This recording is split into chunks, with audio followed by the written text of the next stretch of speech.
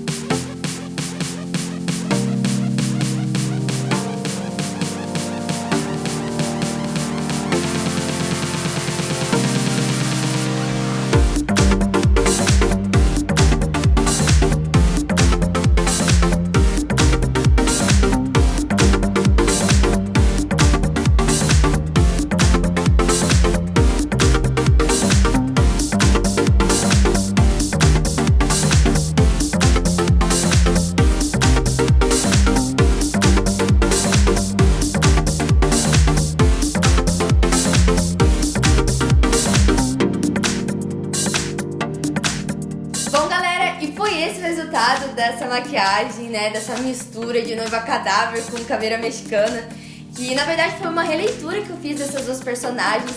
Eu fui pegando peças de roupa e adaptando com o que eu tinha em casa e sinceramente eu achei que ficou um resultado muito bacana.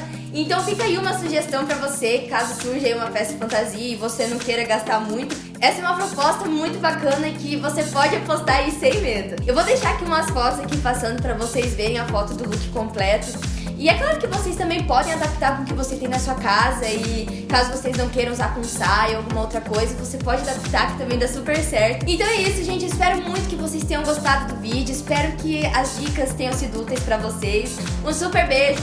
Muito obrigada por ter assistido o vídeo. Obrigada pela sua companhia e até a próxima semana. Tchau, tchau. Took a pill in Ibiza to show Avicii I was cool. And when I finally got sober, felt 10 years older, but fuck it, it was something to do.